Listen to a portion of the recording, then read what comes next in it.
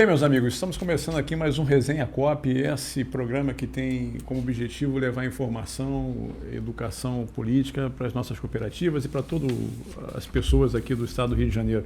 Hoje com um convidado muito especial aqui, o nosso deputado Hugo Leal, que compõe a Frente Parlamentar do Cooperativismo, nos deputados mais atuantes em prol do cooperativismo aqui no estado do Rio de Janeiro. E claro, como sempre, eu, o Abdu, Maíra, que nos ajuda aqui, que é a nossa, que coordena, diz, ó, até aqui a ciência política daqui, não deixa daqui para lá besteira. Não é. Não deixa a gente falar besteira. Mas muito feliz, Hugo, em ter você aqui com a gente. Nós queremos muito levar informação para as pessoas, fazer com que principalmente o público do cooperativismo entenda o papel relevante que nós temos no cenário político com relação a entender como é que funciona as instituições e como é que a gente utiliza as instituições para melhorar o ambiente de negócio para o cooperativismo e para as pessoas de um modo geral. Então, dizer que eu estou muito feliz de ter você aqui. E óbvio, a gente vai tentar aqui fazer aquele bate-papo descontraído para a gente entender para que serve um deputado. Para que serve né? um deputado? Não vamos fazer igual aquele candidato do circo lá de São Paulo, né? que eu me dei da frase dele, né? Você sabe para que serve um deputado? Eu também não sei, mas vota em mim, quando chegar lá eu conto. Ele não contou. Não contou, ele continua lá até hoje. Continua lá até hoje. Mas o Hugo vai contar pra gente. Deve ser uma coisa boa para ele. Mas o Hugo vai contar pra gente hoje o que o deputado faz. Hugo, meu amigo, primeiramente vou pedir para você explicar como é que você foi parar nesse negócio, como é que você foi parar na política, como é que você chegou lá. Assim, bom, primeiramente agradecer, né, essa participação aqui com vocês, entre amigos aqui, conhecendo a professora Maiara hoje, mas dizer que assim, a política eu costumo dizer, e não tenho nenhum medo de afirmar isso, é vocação. Primeiro que política não é profissão. Eu não me considero, apesar de estar exercendo vários mandatos, minha profissão é advogado. Eventualmente, eu fiz economia, mas nem uso o título. Advogado. Eu exerço a atividade parlamentar porque eu penso que posso contribuir. Então, dentro da minha vida sempre foi isso, achar um propósito, entender o propósito. E a minha profissão como advogado me fez com que eu aproximasse muito do ambiente político. Especialmente porque eu estudei na UFRJ, a Faculdade de Direito da UFRJ sempre foi uma referência.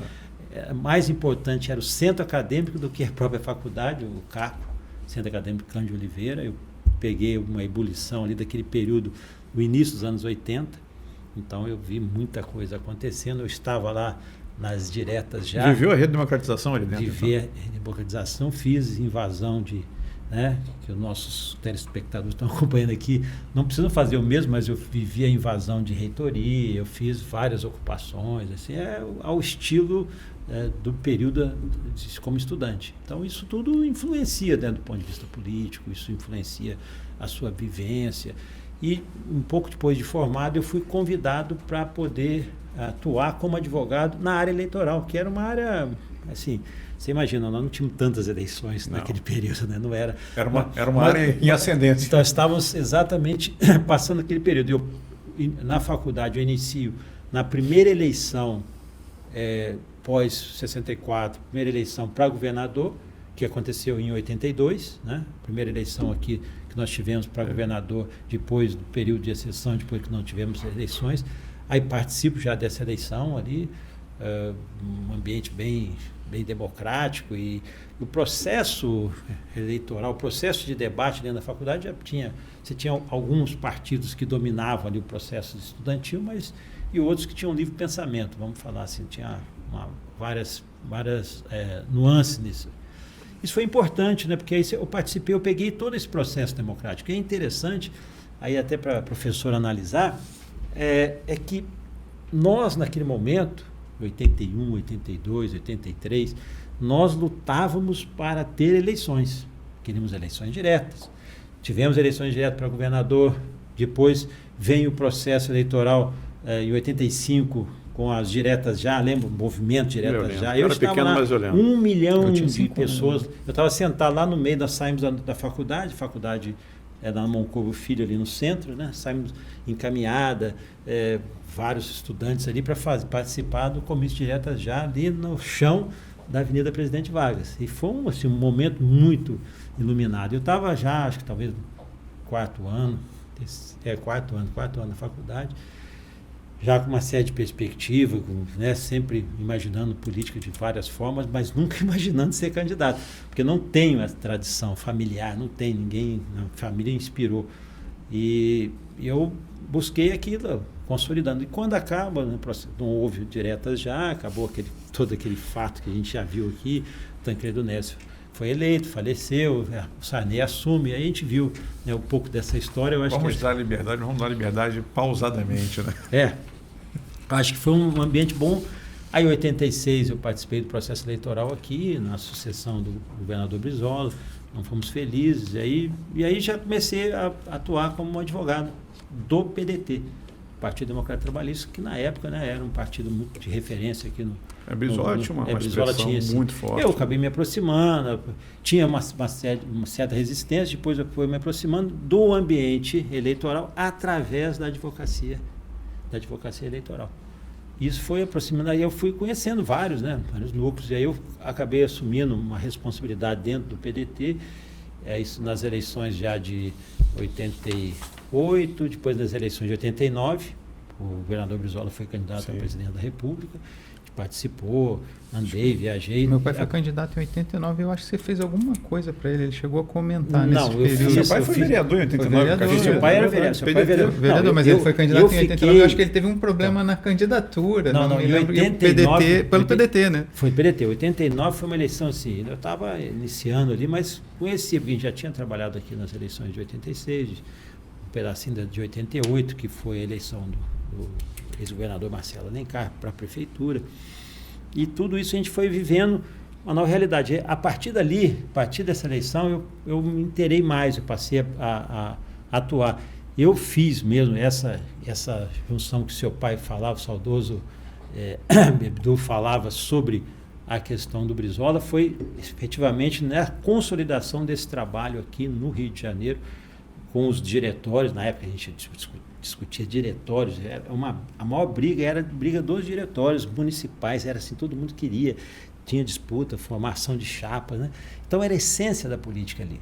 E aí em 94 que eu fiz essa campanha. Os partidos tinham uma linha, tinha fato, tudo era. Ou você seguia a linha do partido ou você ia para outro. E outra coisa, você disputava o espaço até na chapa de deputado estadual e federal, era um processo... Passava difícil. por um crivo interno. Você tinha um processo democrático para ser candidato. Sempre passou. E eu vivi isso nitidamente no processo eleitoral. E em 94, quando o Brizola veio candidato pela segunda vez, eu mergulhei na eleição. Eu viajei, aí eu fiquei consolidando como orientação e preparação de fiscais de urna. Fiscal de urna, fiscal de votação, de apuração. Eu me especializei nisso. Eu fazia depois, onde no dia pedido de fazer recontagem de votos.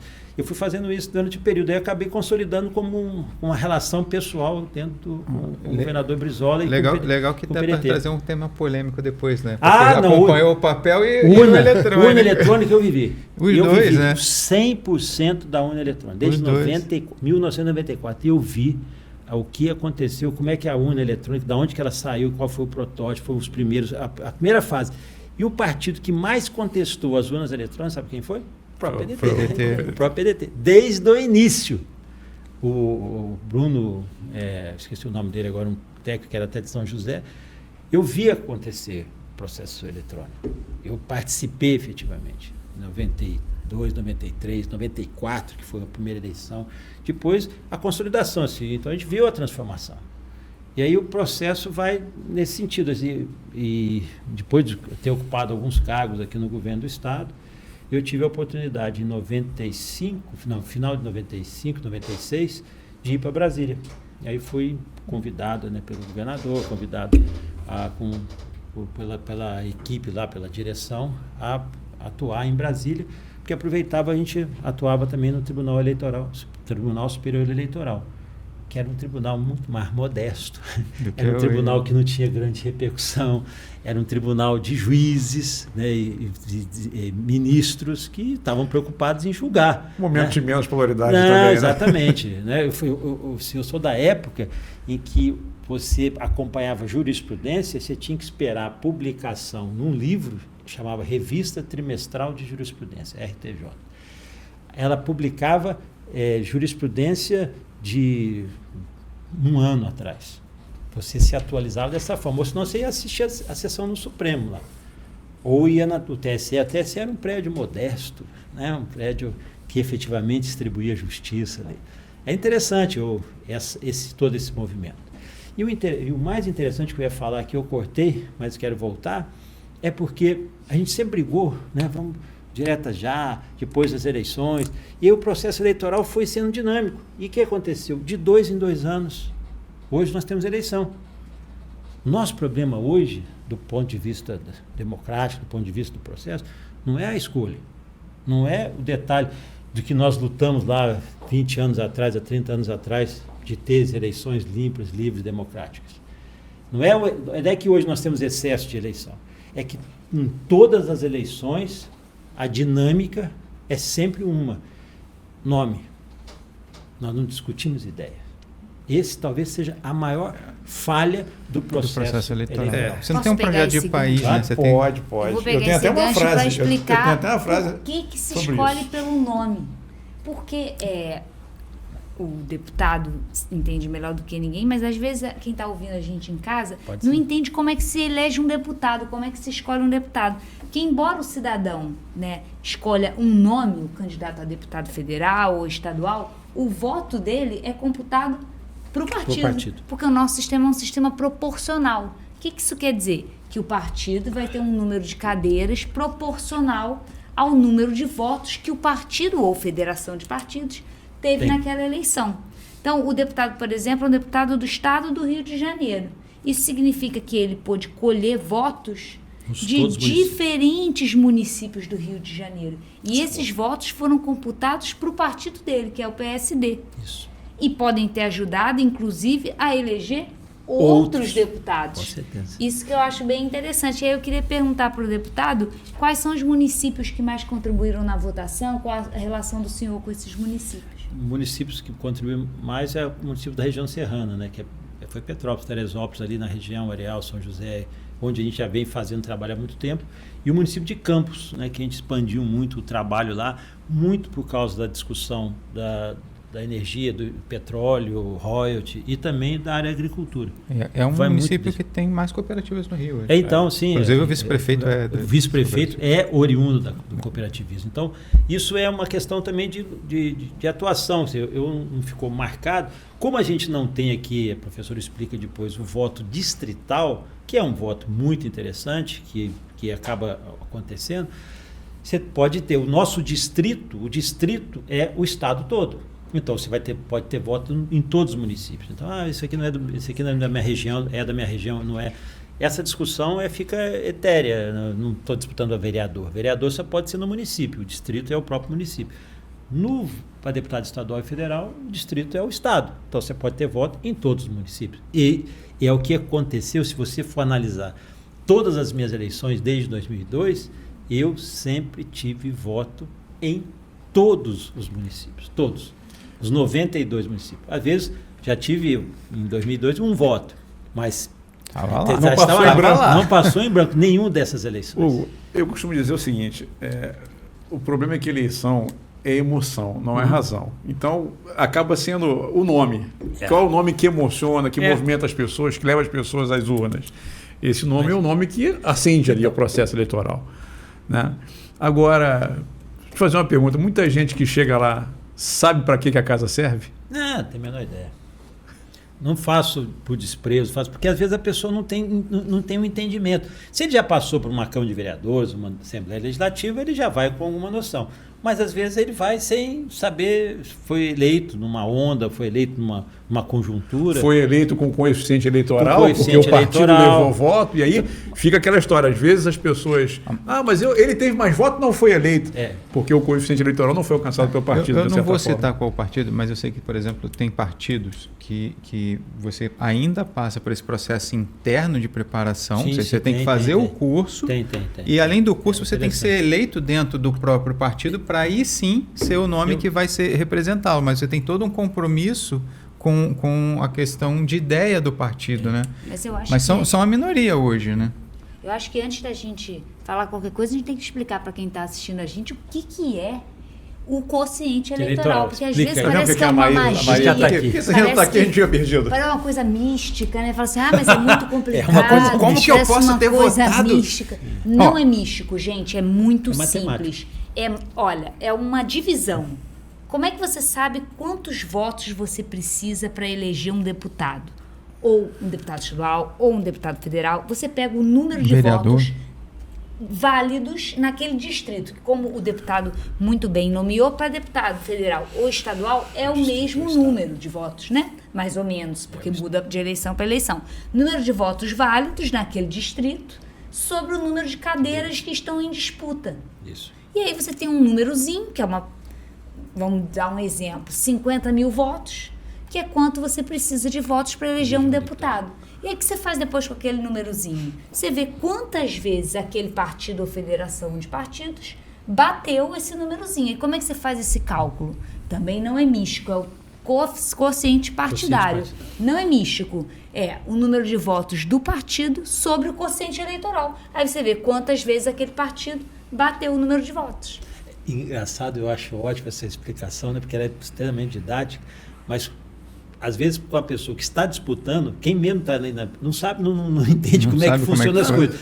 É simples, parece uma coisa assim, mas é porque as pessoas acabam não buscando o foco da realidade. Quantos votos, vou dar um exemplo, quantos votos nós tivemos para deputado federal válidos na eleição de 2022? Partindo do princípio, foram 7.300.000. 7 milhões de pessoas votaram em deputado federal. Mas o universo eleitoral é de 13 milhões ou 12 milhões, mais ou menos, de eleitores. Você tem que tirar a abstenção e tem que tirar os votos brancos. Até o voto nulo é voto... Que conta no coeficiente. Conta, né? Aí você pega aquele número de 7 milhões e 300, divide, quantas vagas tem, quantas cadeiras tem para deputado federal? 46, dividiu os 7 milhões por 46, você vai dar o quociente 160 mil. 155. E deputado estadual, a mesma coisa. Você vai pegar o número, que às vezes diverge. Nem sempre quem votou para federal vota para estadual, às vezes vota só para estadual, não vota para federal. Não é o mesmo número, não é um número igual. Você tem que dividir. O número que foi aquela totalização de todos os votos para deputado estadual, divide por 70, que é o número de vagas. Aí vai dar um quociente eleitoral. O quociente normalmente para deputado estadual é na faixa de 145, 150 e o de federal é 160.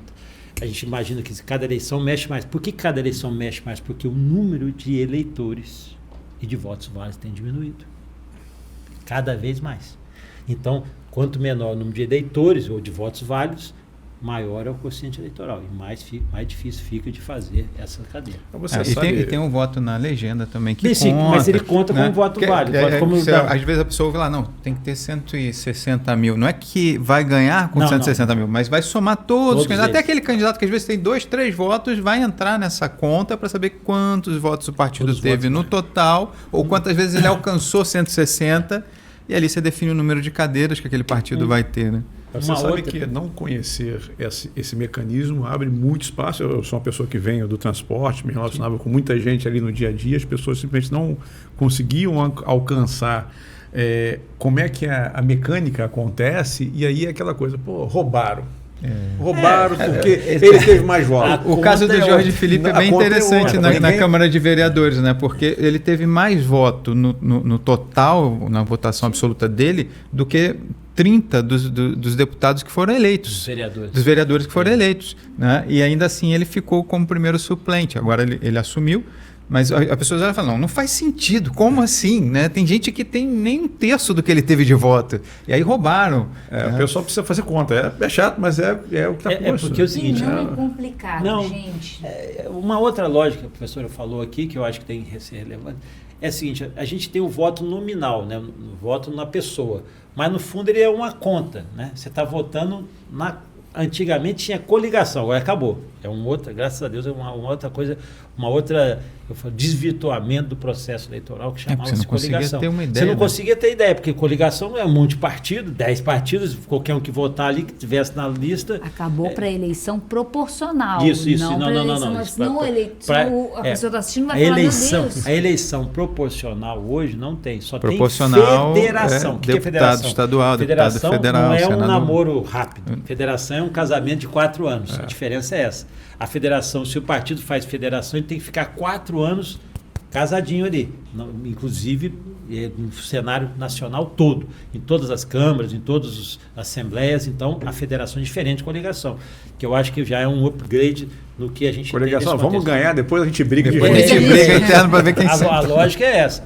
Então, quando acaba a coligação, para as eleições proporcionais, como bem lembrou a professora, o que vai acontecer? Acontecer que os partidos ficaram, a situação dos partidos ficou mais clara, mais evidente. Então, quando o cara vota num partido X, ele está votando um candidato, mas ele está contribuindo exclusivamente para aquele partido. O colegiado está naquela sigla. Então, aqui a gente tem voto partidário, tem voto em legenda, tem voto. A lógica do partido aqui hoje está ficando cada vez mais forte. E o que está acontecendo? Que esse reflexo dessas mudanças é que nós estamos diminuindo o número de partidos também em Brasília por causa do percentual de deputados que tem que ter para poder ter. Chamada cláusula de barreira, que foi implementada em 2017, começou a valer em 2018, exatamente com esse propósito de aumentar a representatividade dos partidos com atuação na Câmara dos Deputados. E aí se estabelece um mínimo de deputados eleitos num contingente da federação, ou seja, você não pode ter deputado só no Rio de Janeiro, deputado só em São Paulo, você tem que ter deputado em todo o Brasil e votos válidos para você poder ser um partido atuante na Câmara dos Deputados e ter acesso aos fundos partidários eleitorais. Agora, uma coisa que eu acho muito importante, que o deputado comentou, é a diferença do número de cadeiras de deputado estadual e federal. E às vezes isso pode ter passado batido e falou assim, mas por quê? Porque são câmaras diferentes. Uma é a Assembleia Legislativa, que legisla sobre o estado do Rio de Janeiro e tem 70 deputados estaduais, que são... também tem a função de fiscalizar o governador do estado do Rio de Janeiro. E outra é a Câmara dos Deputados, que, junto com o Senado Federal, atuam na legislação e na fiscalização do âmbito nacional. Então, tem diferença, por exemplo, mas, tem Senado Federal no âmbito nacional e não tem no âmbito estadual? Não. É isso mesmo. Só o âmbito nacional é que tem bicameralismo. No âmbito estadual e municipal, o poder legislativo é unicameral, ou seja, só tem Câmara, que a gente chama de Assembleia Legislativa, e no município de Câmara Municipal. Um trata da proporcionalidade com relação ao número de habitantes e o outro da igualdade entre os estados. Agora, nesse tema aí, eu acho que vale a pena e também interessante, por que, por exemplo, todos os estados têm 3 senadores, e muita gente sequer sabe disso, e por que aí o Rio tem mais deputados, São Paulo, aí já um estado pequeno, tipo Acre. Eu vou só chamar um pouquinho depois para a gente fazer o seguinte, a gente está contando como é que faz para chegar lá, depois é o que faz. Nós estamos falando isso, explicando como na verdade, a gente entrou no que é, né? Como é que funciona. Como é que você entrou lá? Por que o Acre tem tanto tem deputado uma quantidade, o Rio, São Paulo... Mas realmente uma falta de percepção das pessoas geralmente não saber qual o papel de cada casa, por que a igualdade, por que a proporcionalidade. A gente vai trazer aqui o Portinho depois para poder estar convidado, né? Mas você trouxe aqui falar o que é exatamente o conceito. Quer dizer, a Câmara dos Deputados, a proporcionalidade dela é a representação da população. Então, estados com maior número de população têm maior número de deputados, ok? Então, por exemplo, São Paulo, que é o maior estado da federação, tem 70 deputados federais. Minas tem um pouco mais dessa população ali mesmo, mas tem 53 deputados federais. E o Rio de Janeiro, que é um outro estado grande, é 46, que, aliás, para nossa tristeza, o Rio de Janeiro teve redução na sua taxa demográfica e nós teríamos, né, na redivisão, que perder 4 cadeiras. Parece que essa discussão já vem aí de uns 5, 6 anos para cá, quem está acompanhando sabe, Isso é uma preocupação, porque imagina, perde representatividade. Isso é muito negativo. Mas, por exemplo, o Pará, que hoje tem 10, precisaria de 16. Então, como é que você vai dar 6 para o Pará, tirando de quem? Paraíba, por exemplo, perde 2, né? Que por acaso é o estado do atual presidente. Outros estados ganham, Bahia ganha 1, entendeu? Alguns não mexem. Mas Amazonas, por exemplo, ganha 4. Para quem não sabe para que serve o censo, né? Para que então, vão na sua casa bater na porta e perguntar se exatamente, existe. Isso. Agora pelo telefone. Então, mas é isso, a Câmara é a representação da população. A gente brinca, né, lá falando muita gente, que você quer ouvir o povo, você vai na Câmara. Você quer ouvir os governadores, você vai, o Estado, você vai no Senado. Porque o Senado tem 3 senadores para o Estado, como disse que é igualitário, então o tratamento é igualitário, são 81 senadores dos 27 estados.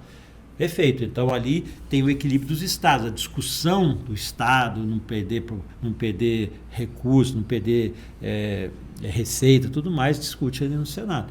A Câmara é a ebulição da representação da população. Então, essa é a lógica, por isso que tem essa diferença. Agora, 2 perguntas que sempre fazem em sala de aula sobre isso. A primeira tem a ver com uma coisa que o Abdul estava falando. Por que o Acre tem 8 deputados e São Paulo tem 70? Isso não é proporcional à população, porque a população de São Paulo é muito maior do que esse número de vezes. É porque há os mínimos, né, mínimos e máximos. O máximo de deputados que um Estado federativo pode ter são 70 e o mínimo 8.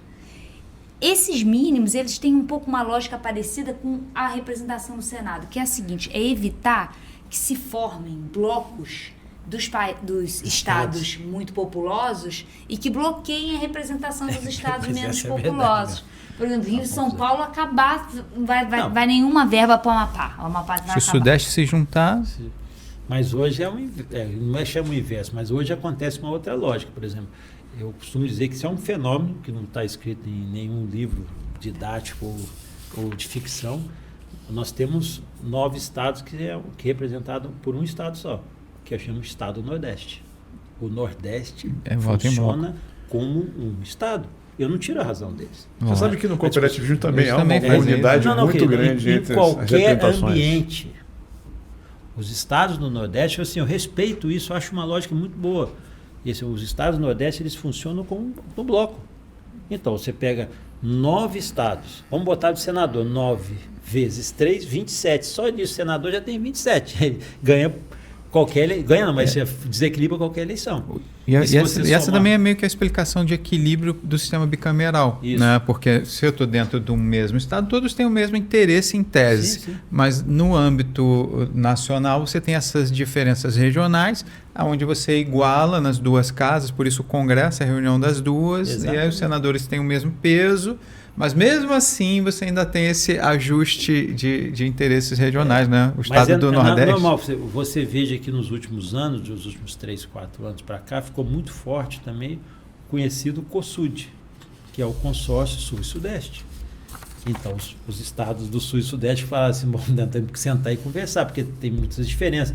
Como são irmãos muito ricos, né? Sul e Sudeste, com muito recurso, esqueceram de que eles têm que conversar também, que tem que dialogar. E passou a ter. Não é um contra o outro, é a defesa da sua visão, da sua visão regional. E aí você pergunta assim, aí o Centro-Oeste e o Norte? Depende do debate, eles se encaixam. É porque é uma lógica, assim, depende. No processo político, quem está defendendo a bandeira que mais se enquadra com o nosso interesse, a gente vai se aliar. O Centro-Oeste é bem essa característica, porque ele está um pedaço no Norte, um pedaço no Nordeste, um pedaço no Sudeste. É verdade. Está no meio, né? O Centro-Oeste é o meio mesmo, porque o Norte, a tendência do Norte é aproximar do Nordeste. Isso é uma lógica que a gente vê muito dessa lógica ali. Eu estou falando, isso não está escrito em nenhum livro, né? É a percepção que você vê em eventos. Quando tem um evento nacional, uma discussão, você está falando do cooperativismo, acaba que é natural a junção deles ali. Isso aí é natural, que eu falo por questões regionais, por questões de identidade. Eu me lembro muito bem de um debate que nós fizemos lá, porque eu queria trazer a discussão do semiárido, dos benefícios que o semiárido do Nordeste recebia na subvenção da cana-de-açúcar, eu queria trazer para para Campos. Foi uma batalha. Então, foi uma batalha. Mas porque climaticamente Campos está dentro do semiárido. Exatamente, dentro do semiárido. Campos está no semiárido, aquela região ali é um semiárido. E eu quis fazer o debate, falei assim, pelo menos se tem subvenção no Nordeste, lá em Pernambuco... Até o Espírito Santo tem. Então, como se o clima foi estabelecido por uma fronteira de estados. A gente conseguiu fazer essa discussão e colocar uma subvenção em 2009. Foi a primeira vez que aconteceu. Eu nunca vou esquecer disso. Eu era líder, coordenador da bancada do Rio, e era líder do meu partido. E aí foi lá, tinha que ser peremptório, tem que falar, exigir. Mas por quê?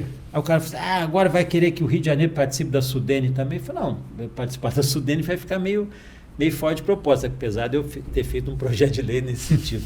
Eu falei, mas pelo menos aonde é o semiárido aqui, a gente tem que receber o mesmo tratamento, porque as pessoas têm as mesmas dificuldades. Senão você cria uma concorrência desleal, né? Por algumas vezes eu fui para a tribuna falar o seguinte, vocês estão olhando o Rio de Janeiro achando que, com todo respeito, aqui é a novela do Manuel Carlos, que tem só o Leblon e a região serrana. Não, o Rio de Janeiro tem muitos problemas.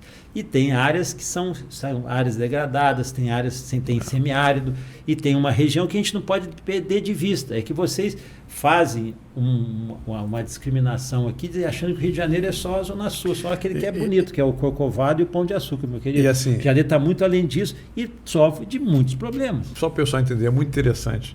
Você tem um índice pluviométrico no Espírito Santo, por causa da serra que está muito próxima ao mar, e um no Rio de Janeiro. Mas especificamente na região de Campos, onde você tem uma grande área plana, o índice pluviométrico é o mesmo semiárido.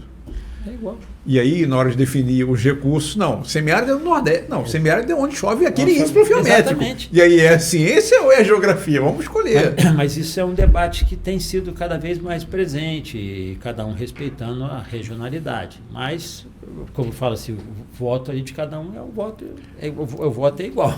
Deixa eu pegar um gancho, né? Que eu achei bem interessante. O deputado falou duas coisas que eu acho muito legal. Primeiro, ele falou assim, apresentei um projeto de lei, que a gente já entrou no campo do que faz um deputado. O que ele faz? O que o deputado faz? Você falou, apresentei um projeto de lei. Eu acho legal, talvez, o deputado contar um pouco como é que funciona o processo legislativo. Né? Apresenta o projeto de lei, aí ele é distribuído para comissões. Isso. O deputado acho Maíra, eu vou só pedir mais. A grosso modo, o que faz o deputado?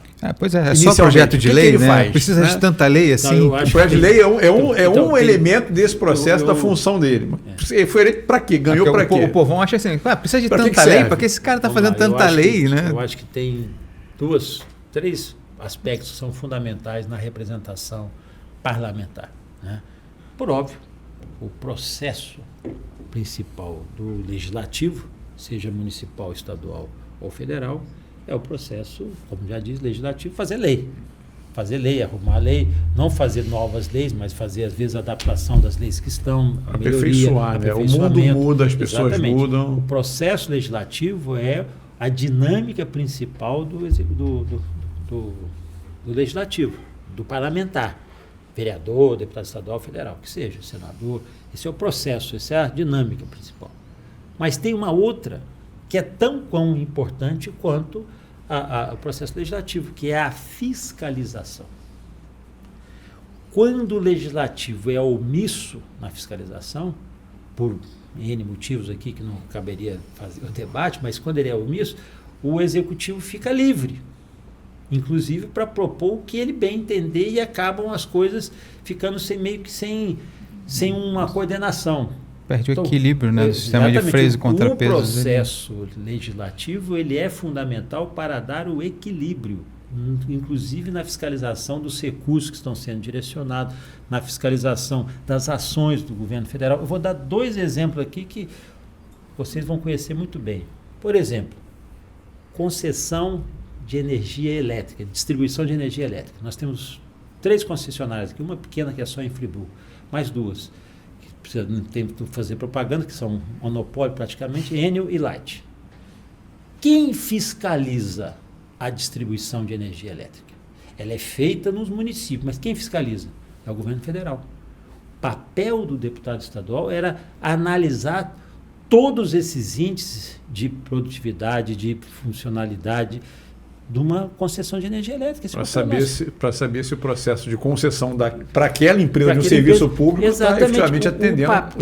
E aí descobrir que as melhores são as cooperativas, que estão sempre no alto do ranking. Isso eu não esqueço das cooperativas que tem um papel, mas é um papel de fiscalizar. Vou dar um outro exemplo. Aqui no Rio de Janeiro, nós somos pródigos em rodovias federais. Rodovias federais, agora BR-101, BR-116, vocês conhecem muito bem, 040, são rodovias concedidas, né, federal. Quem fiscaliza essa concessão? É o governador? Não. É o vereador? Não. É o deputado federal. Então, o papel do deputado federal é ampliado quando ele tem noção exata da sua responsabilidade, principalmente na fiscalização desse processo de concessões, no diálogo com os prefeitos, no diálogo com os moradores, com os lindeiros, no diálogo com as empresas. Nos impactos que as mudanças naquela rodovia vão provocar. Veja só, então, eu não sou aqui bedel e nem fiscal de ninguém, mas se o parlamentar não está exercendo a sua atividade principal, que é de fiscalização do ambiente dos órgãos federais, ele está deficiente no seu trabalho. Entendeu? Olha a quantidade de coisas que tem o governo federal dentro do estado do Rio de Janeiro. Né? Nós temos, na área de energia, você tem Angra 1, Angra 2, Angra 3, eletronuclear, você tem Eletrobras, você tem Furnas, estão aqui no Rio de Janeiro. Não é que estão aqui fisicamente, não é você ficar lá fiscalizando quem vai entrar, trabalhar ou não. Mas os números, o que está acontecendo, a repercussão. E que impacta no Brasil inteiro, né? Porque Angra 1, Angra 2 não fornece só para o Rio. Então, esse é um papel. As Forças Armadas, vamos acompanhar, ver se está sendo executado. Isso é o papel do deputado. É papel.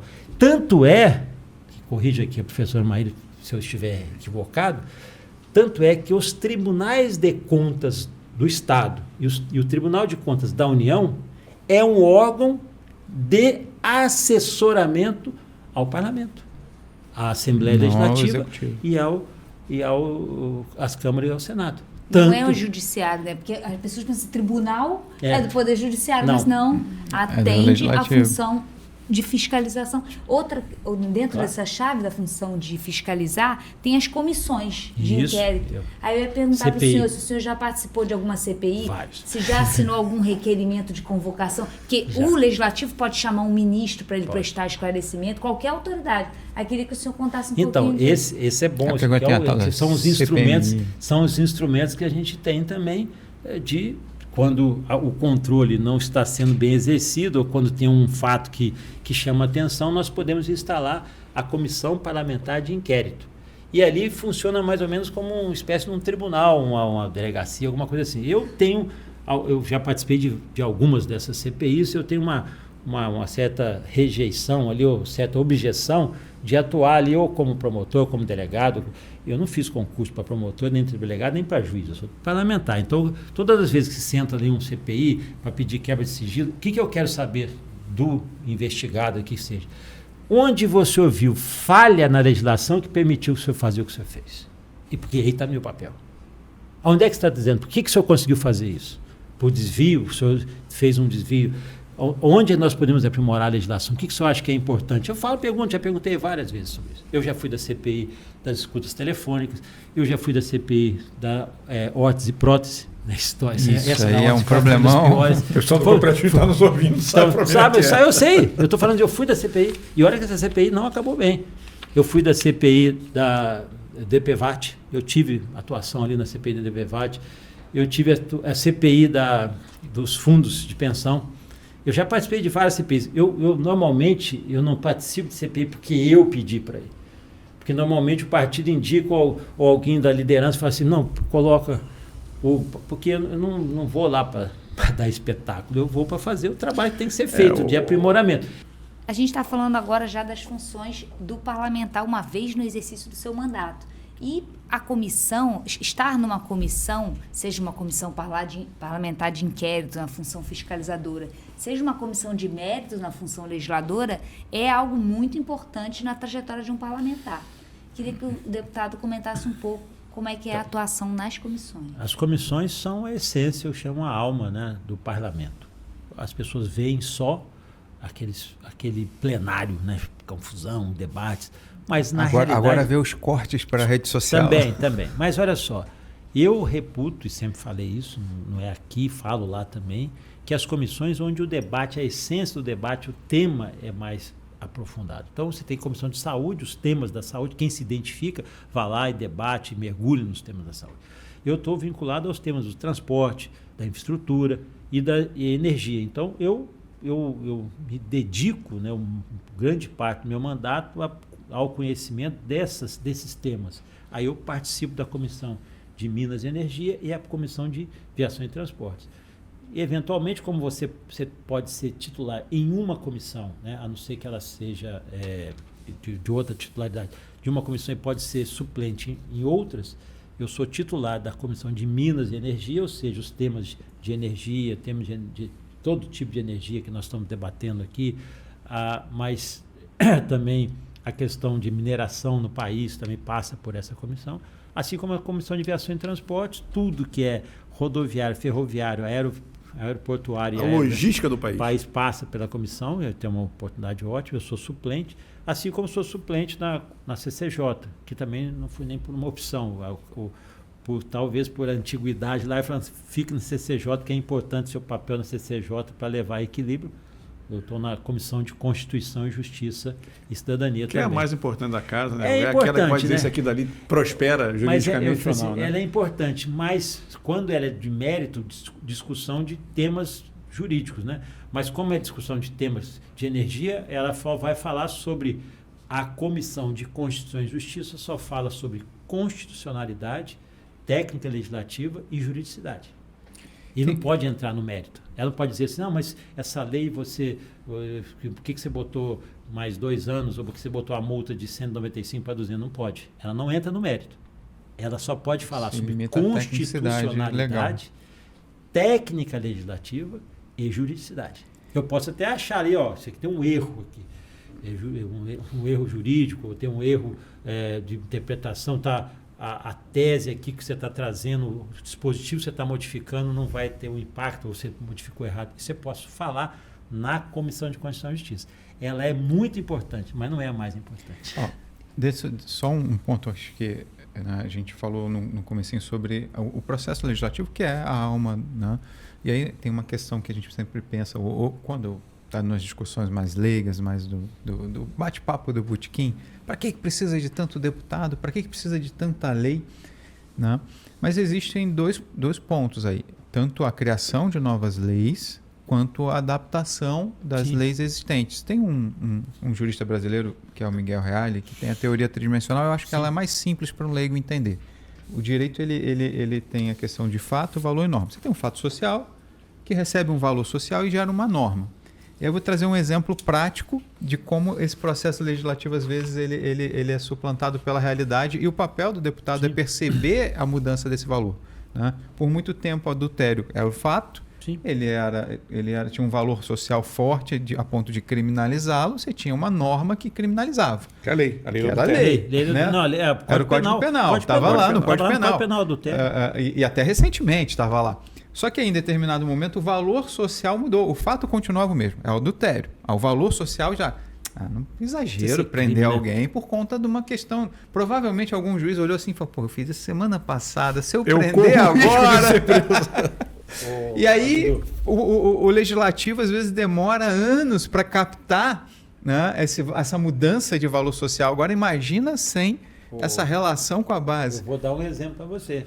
Exemplo claro que é a questão da lei seca. A lei seca lei seca que eu tenho que fazer uma referência aqui, Hugo. Assim, eu sou do transporte e eu sei a diferença do impacto que essa lei teve em quem é transportador. Eu vou dizer porque o risco era muito grande, era muita gente que abusava. A lei é de 2008 foi uma mudança legislativa em 2 dispositivos.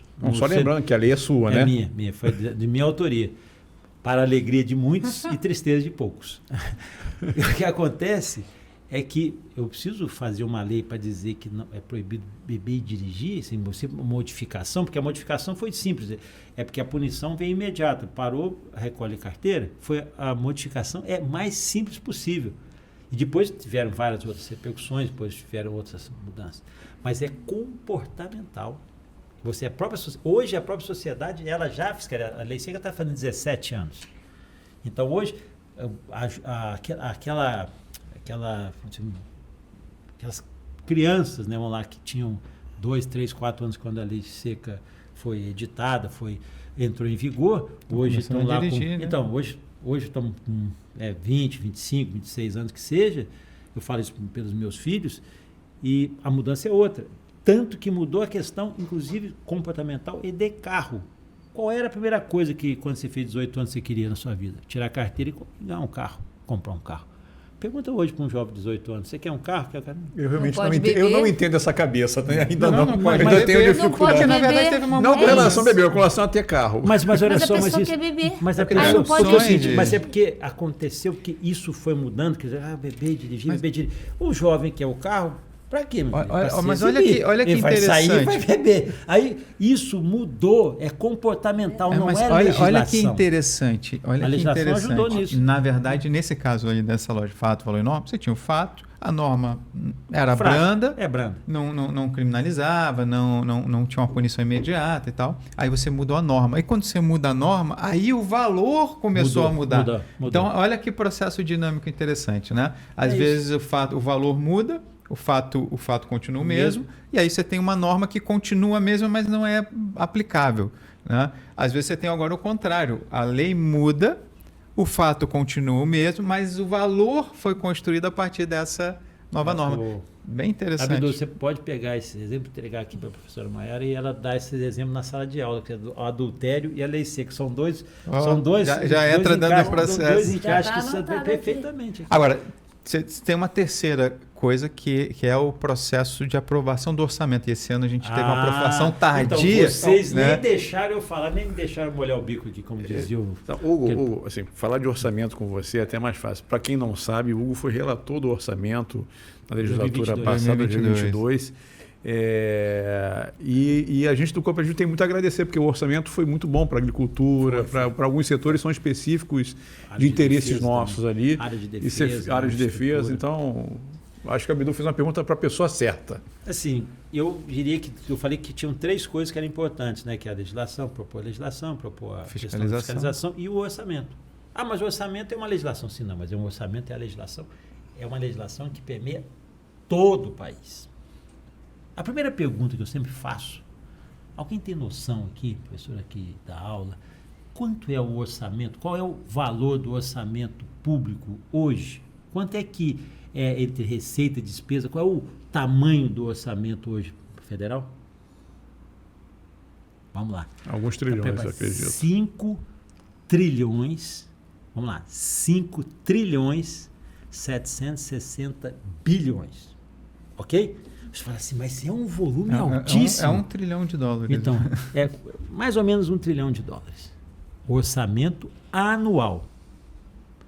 Quanto deste orçamento, desses 5 trilhões, são de investimento? Ou seja, investimento em estrada, em tudo que a gente precisa, educação, saúde, para crescer. Quanto? 5 trilhões 786 bilhões. 5%? 290 bilhões. 290 milhões. Bilhões. Milhões ou bilhões? Mas 290? E que o pessoal fica uma discussão, tem uma discussão muito forte nas redes hoje com relação ao pagamento de juros da dívida. Então, que consome parte do orçamento. 50%. E as pessoas não entendem, tem muito aquele jogo. Não, mas se não pagar os juros da polaridade, se você não pagar os juros da dívida, o investidor vai fugir do Brasil. Sim, mas olha só, mas tem uma lógica seguinte: se você pegar empréstimo no banco, e quantos anos você está pagando, 1 ano, 2 anos, você parar de pagar, o que vai acontecer? Alguém vai atrás de você, vai desaparecer. Olha, esse ponto é bom, porque eu nunca entendi por que as mesmas pessoas que defendem o corte de gastos defendem o aumento de juros, sendo que os juros são um dos componentes centrais do gasto. É porque só olha para o superávit primário, como se o que vem depois não importa. Olha, eu já vi funcionário público defendendo o resultado mínimo, né? Então, esse é um caso clássico que as pessoas não têm a menor noção de números que nós estamos tratando. Você sabe quanto custa hoje a Previdência Social, o Regime Geral de Previdência e mais o regime público? Quanto que é desse valor? 1 trilhão. 1/5 total. 1 trilhão você paga hoje para o regime de previdência social. Tá bem? quanto que é... Eu poderia descrever aqui todos os benefícios sociais, né? O que é o Bolsa Família em comparação à Previdência. É que se a gente trouxer os grandes números, são números que impressionam. Mas, infelizmente, fica... ele está divulgado. Se você acessar hoje o site lá da Câmara e da Orçamento, você vai ver todos eles, toda a programação durante anos. Mas é um tema que as pessoas acham árido e ninguém debate. E a gente, às vezes, fica discutindo, eu falo assim, eu fico irritado, porque às vezes o cara está discutindo, não, se vai aumentar aqui mais 100 milhões, 200 milhões na saúde. Gente, mas quando você compara com o universo... Eu vou dar um exemplo claro aqui em 2022, no debate ainda com o governo anterior, com o ministro da... Nós tínhamos 2 debates que eram, para mim, que eram muito importantes. 3, aliás. Infraestrutura, que eu precisava, você precisa colocar recurso no DENIT, precisa botar... mas o recurso é limitado aqui, eu vou arrumar 1 bilhão e 100 para botar no DENIT para poder dar o mínimo de estrutura para as rodovias. Foi um dos maiores orçamentos que o DENIT teve na época, porque era tudo muito restrito. Outro foi a questão da defesa, que eu não falei, não vai tirar, porque a defesa é essencial, é estratégica para o país. E a outra foi na educação, que foram as universidades. Porque eles queriam uma redução de 16%. Eu falei, gente, olha só, as universidades não estão fechando a conta. Se vai reduzir 16%, é melhor fechar as universidades. Quer dizer, a lógica a gente está num avanço tecnológico incrível, onde todas essas empresas estão vinculadas a universidades de ponta, que recebem investimento público e privado, né? E a gente tira dinheiro das universidades. Aí tem um governo que era teoricamente vinculado à defesa e corta da defesa. E o Brasil precisando de estrutura, caminhoneiro... eu preciso superávit primário, eu preciso ter superávit primário para mostrar, para diminuir. Faz sentido, né? Quando eu fiz economia, então faz sentido quando você se dedica a entender a dinâmica do orçamento, dinâmica dos juros, da compensação, de tudo. Faz até sentido porque ele é a dinâmica do sistema financeiro. O sistema financeiro é isso aí, é implacável, não tem coração, não tem alma, não tem nada. Está lá o Milei passando por isso. É uma dificuldade, mas é incompreensível, até para nós que estamos lá, para eu... Por que as pessoas fazem isso? Vocês estão me massacrando aqui para poder tirar 500, por causa de 500 milhões para a área de educação? Pelo amor de Deus, eu ainda falo assim, olha o tamanho dessa conta aqui. Você tem uma conta aqui de 2 trilhões e 200 de juros, tira um pedacinho, ninguém vai ficar sabendo. É o modo de a gente falar, parece brincadeira, mas fica indignado. Olha só, isso traz uma percepção clara de algo que as pessoas às vezes não conseguem perceber. O Brasil não é um país pobre. Não. O Brasil é um país que tem muitos pobres. Isso. E aí a gente tem uma desigualdade que está posta aí, tá aí. Quem passa ali na Rocinha olha para um lado São Conrado, olha para outra Rocinha, inclusive ela é muito próxima aqui no Rio de Janeiro, né? Uma classe mais abastada e outra mais humilde. Então é um orçamento grande que precisa assim, ser discutido e ser tratado com, vamos dizer assim, com mais afinco para as questões de interesse da população, das pessoas em si, da massa mais humilde.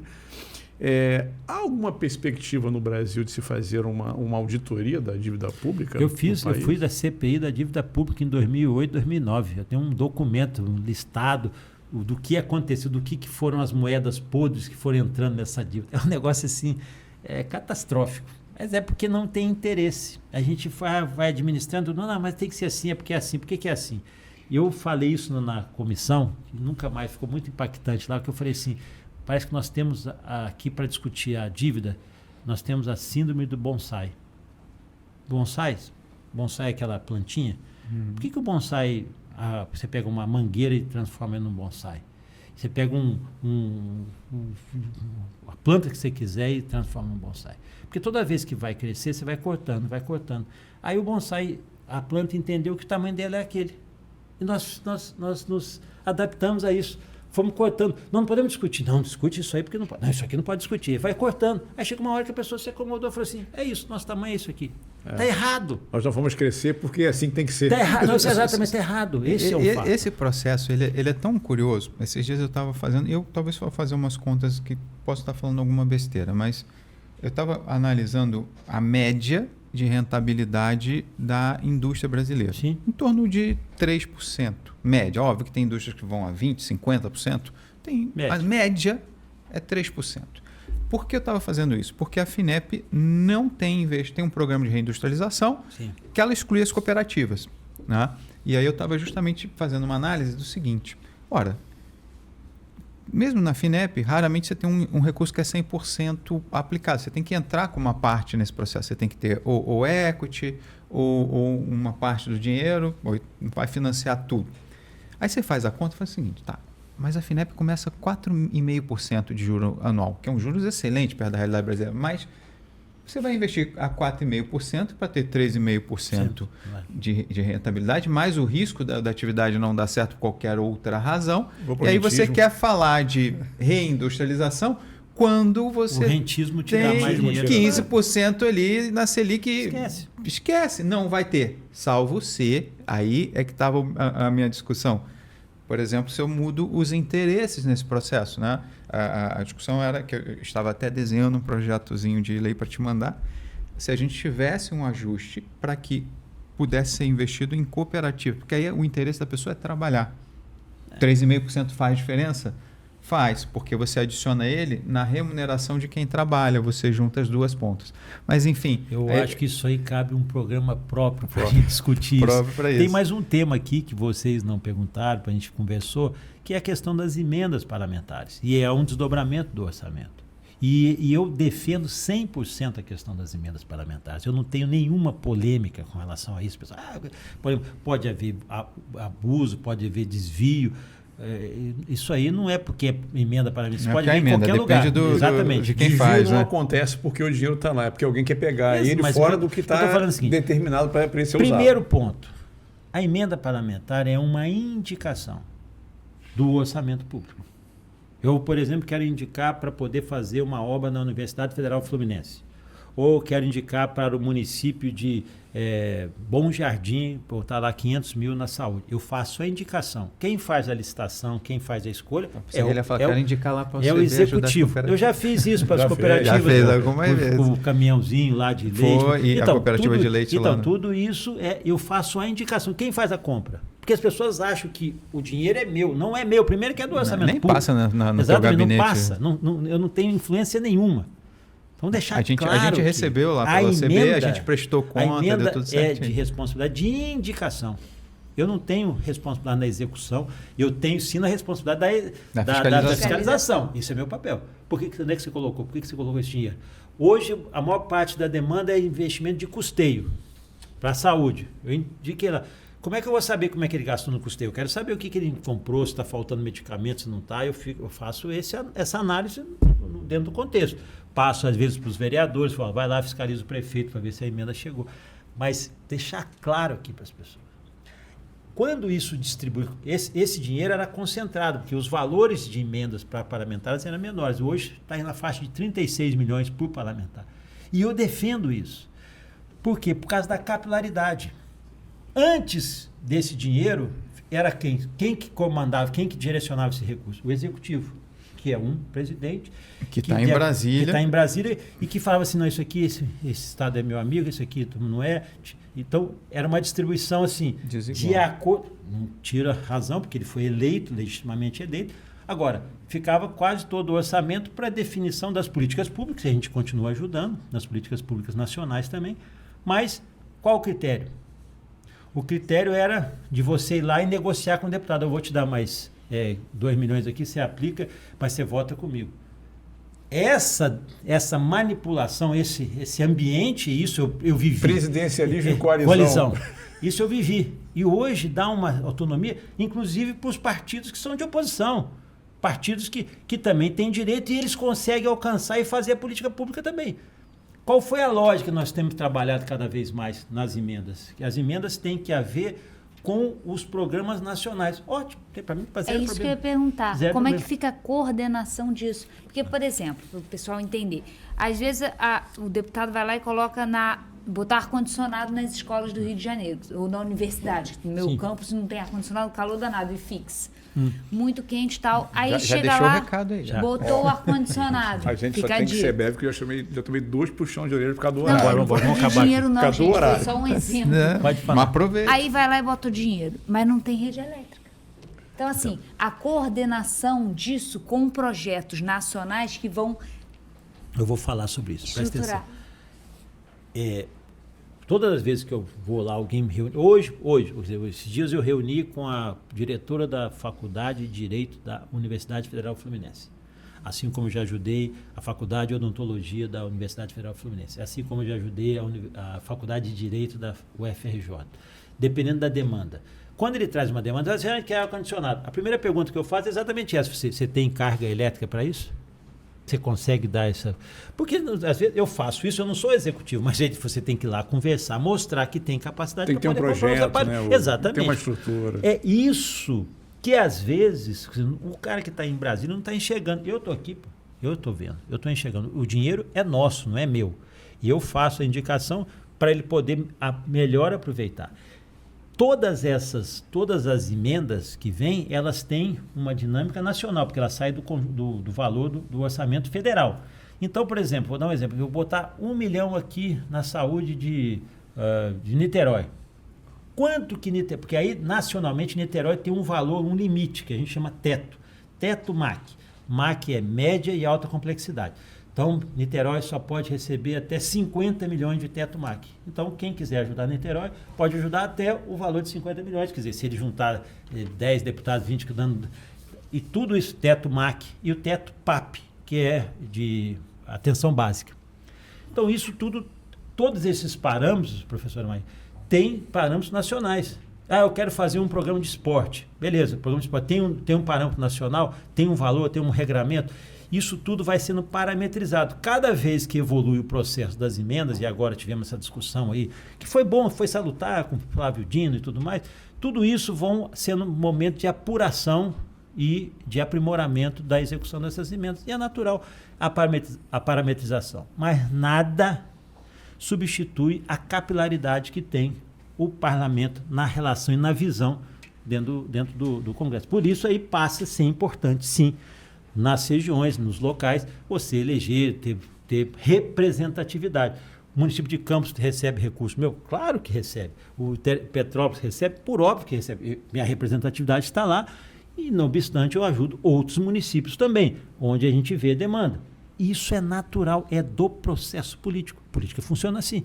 Então, é a vida como ela é. Então, eu sou um defensor intransigente da questão das emendas, porque eu acho que é a forma dela chegar mais longe e o processo de fiscalização meu também é mais apurado do que, às vezes, um programa nacional. Sim, e a gente sabe. Agora, deixa eu te fazer umas perguntas assim, para a gente encerrar, mas acho que algumas curiosidades que são coisas que o povão, às vezes, fica sempre questionando, né? A primeira delas que eu acho é...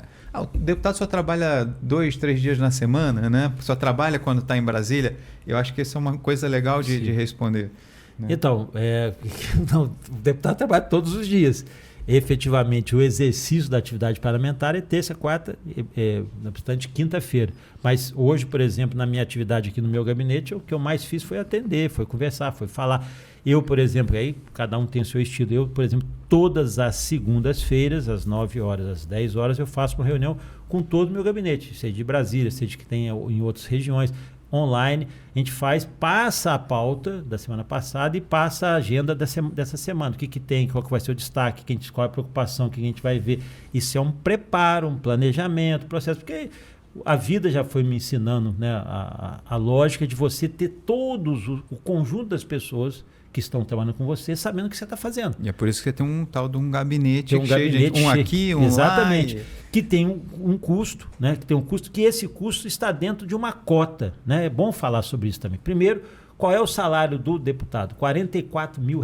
Esse é o salário que é o teto do legislativo, como é o teto do executivo e do judiciário. O judiciário não é bem assim, não, mas tudo bem. Depois a gente discute isso.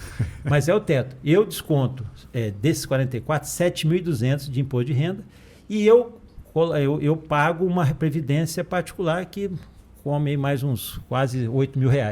Isso é uma opção minha, então tá lá. Mas o meu salário mesmo tá lá, 44 mil. O que eu tenho de outros benefícios? Antigamente tinha cota de telefone. E outra coisa, deputado federal não tem carro oficial, não existe carro oficial para deputado. Deputado não tem. Você pode. O carro que eu uso é o meu carro. É o carro que está lá e tem um motorista que eu pago que é do meu gabinete. Então não tem carro oficial, não tem chapa preta, nada disso. Não existe isso. para deputado federal não tem. Nem aqui e nem em Brasília. Então a gente tem uma cota. Você recebe uma cota mensal na faixa, eu acho que para o Rio de Janeiro, os deputados, porque é igual para outros deputados, é R$38 mil. Você tem que dar conta nesses 38. Tem que prestar conta de tudo passagens aéreas, gabinetes no escritório, que eu tenho aqui um escritório aqui e outro, às vezes estava em Petrópolis, eu redimensionei isso um pouco também, e pagar todas as outras despesas. Então você recebe uma cota, que a gente chama de cotão agora, que paga internet, telefone, gasolina e o que você pode. E tem um valor de contratação de servidores, R$115 mil mês. E desses 115 aí você pode ter lá os parâmetros que a Câmara te passa. Efetivamente o tamanho que tem um deputado. Não tem carro oficial, não tem previdência, não, fica 4 anos, acabou, não tem aposentadoria. Essa aposentadoria, a única coisa que tem se você quiser fazer uma iniciativa, que chama a previdência privada, você faz. Você faz com seu dinheiro. É o que eu faço. Mas não tem. Então, muitas coisas ficaram no imaginário popular. Né? Mas é isso mesmo, eu sobrevivo. Pessoal, vamos lá.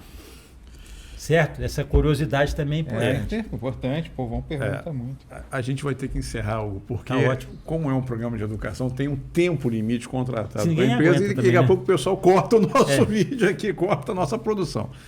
Mas eu queria primeiro agradecer a sua presença aqui, agradecer a sua amizade, agradecer o seu empenho junto às cooperativas na defesa inteligente dos nossos interesses aqui do Rio de Janeiro e nacionalmente, né? O Márcio sempre falou muito bem do Hugo, que é o nosso presidente da OCB Nacional lá. E dizer que a gente fica muito feliz e muito orgulhoso de ter você como nosso parceiro e um membro efetivamente ativo da Frente Parlamentar do Cooperativismo. A gente consegue reunir uma frente de parlamentares que defendem as ideias, os propósitos do cooperativismo, e o Hugo compõe essa frente aqui pelo Rio de Janeiro e lidera aí com muito trabalho em prol das cooperativas, das pessoas que estão envolvidas no nosso modelo. Então, te agradecer, meu amigo, pedir que vocês façam as considerações finais para que a gente encerre o nosso programa aí. Vamos embora. E que a gente vai ter outro, pelo jeito, porque tem muita coisa para falar ainda. Tá bom. Eu acho que vale a pena. Acho que todo mundo percebeu, né, o quanto o Hugo é um deputado capacitado tecnicamente, não só politicamente, né? Ele faz bem o trabalho de base, ele está sempre com a base, mas conhece, sabe do que está falando. Isso faz toda a diferença, sempre fez, né? A ponto de ser respeitado pelos demais parlamentares, a ponto de já ter sido líder, né, de partido, líder de bancada, várias vezes, né, em vários mandatos. Vamos ter que fazer para a próxima, o que é líder. A gente talvez tenha que voltar, eu acho que são temas muito complexos, mas que estão aí no dia a dia, a gente fica ouvindo, porque o líder do partido, o líder da bancada, né, tem diferença? Não tem? Coisas que a gente vai precisar saber, mas que faz diferença, por exemplo, ter um deputado capacitado, né, de muito fácil trato no sentido de levar questões complexas e simplificá-las para que tenha a melhor votação possível.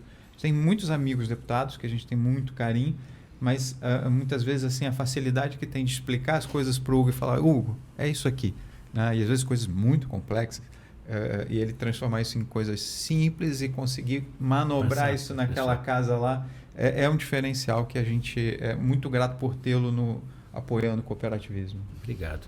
Olha, eu queria dizer que queria convidar o deputado porque poucas vezes eu consegui uma explicação tão didática de alguma dessas coisas complexas. O deputado poderia ser um professor de ciência política, exerceria essa função magistralmente, e quero abrir para o deputado um dia que o senhor quiser dar uma aula lá comigo. Eu dou aula de processo legislativo, explicar como é que é o processo legislativo. Na UFIX? Eu tô agora no Instituto de Economia, dando aula para os economistas. Ali na Praia Vermelha. Na Praia Vermelha. Explicar como é que funciona a emenda, porque essa explicação foi super didática.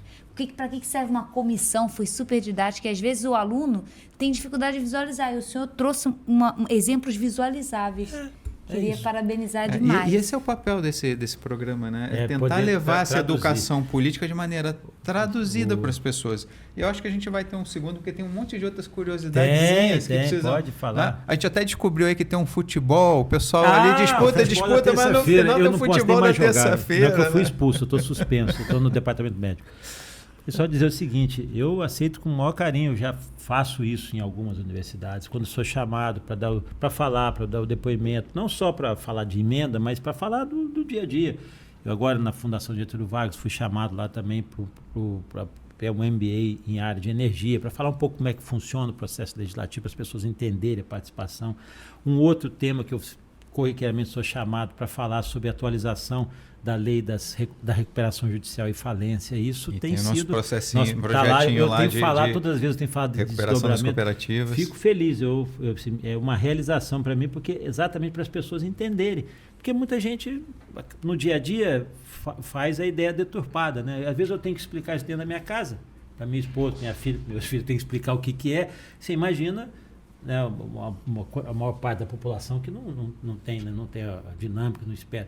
E foi para mim o maior desafio, e foi um desafio para mim muito satisfatório, foi ser o relator geral do orçamento. Como é que você traduz 5 trilhões no dia a dia da pessoa, a pessoa entender o que ela está levando, está gastando? Isso faz uma diferença muito grande, que as pessoas terem essa percepção. Eu já conheci, participei do orçamento lá umas 4, 5 vezes, mas nunca tinha sido relator geral. É uma baita de uma responsabilidade. E deve dar um desespero quando chega aquelas fake news que não tem nada a ver, mas que vão ganhando força. Né? Talvez por isso que esteja ali no projeto de lei das fake news. A gente nem falou de fake news, falou do projeto das provas digitais aqui. Uma hora a gente pode falar, eu acho que não vai faltar oportunidade. A gente vai ter que fazer mais um. Deixa assim, sabe por quê? Porque aí fica com um gostinho de quero mais. É isso? Vambora. Obrigado, meu amigo. Obrigado a todos vocês. E vocês que nos acompanham aí, a gente espera vocês no próximo programa, nesse programa de Educação Política, próximo Resenha COP, aqui mesmo no canal do Sistema OCB. Um grande abraço e até a próxima.